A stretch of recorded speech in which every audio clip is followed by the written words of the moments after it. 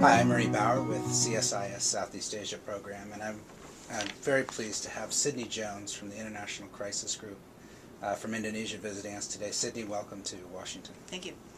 I'd like to ask a couple questions. Indonesia obviously has problems with homegrown terrorists. The bombings in Jakarta and Bali are evidence of that. Can you tell us how you think about this issue, and are there trends you can identify in terms of domestic terrorism and the government's progress in addressing these issues?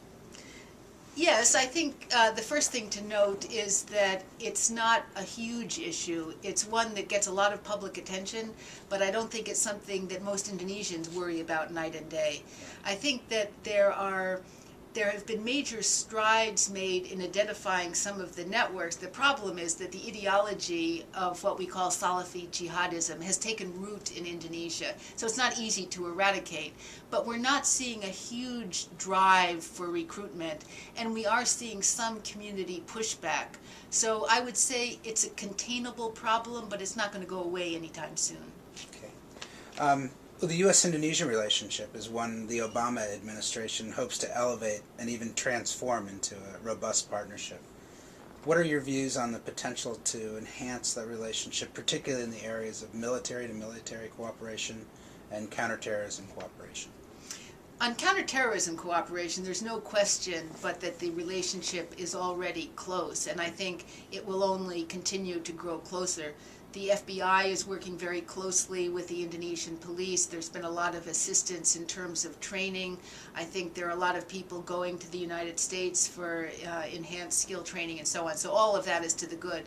In terms of the military-to-military relationship, there's some outstanding problems, and I think one of the problems is a difference in views, particularly between the U.S. Congress and the Indonesians on the amount of accountability that can take place for past abuses. Frankly, I think no matter how hard the United States pushes, there is not going to be prosecutions for past abuses. I think there's too much resistance to that in the military and too much concern of not wanting to be seen to be pushed around by the United States. I think there is leverage that the United States could exert on moving forward with better accountability in the future, but only if you have a fully restored military relationship to start with.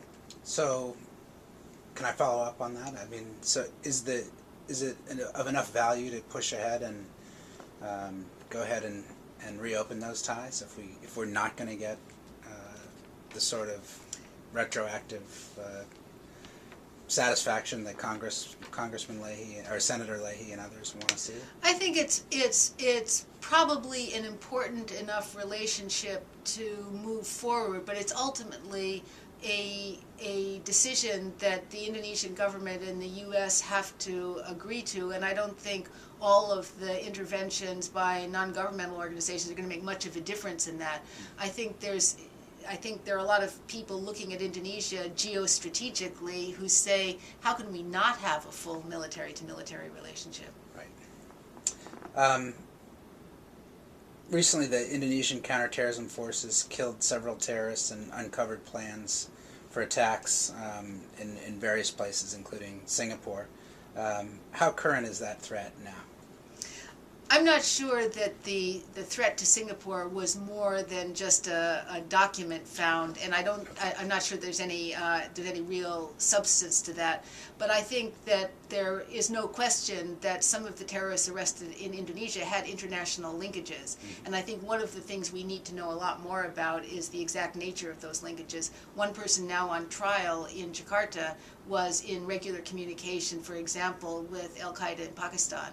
He wasn't part of this group that was arrested in Aceh, but I think part of the difficulty in understanding these networks in Indonesia is to know that it's not just one group. We've got lots of different groups, all small, all fringes of fringes of fringes, but all interested in continuing the jihad. Thank you. Your group, the International Crisis Group, looks at areas of crisis and conflict in Southeast Asia.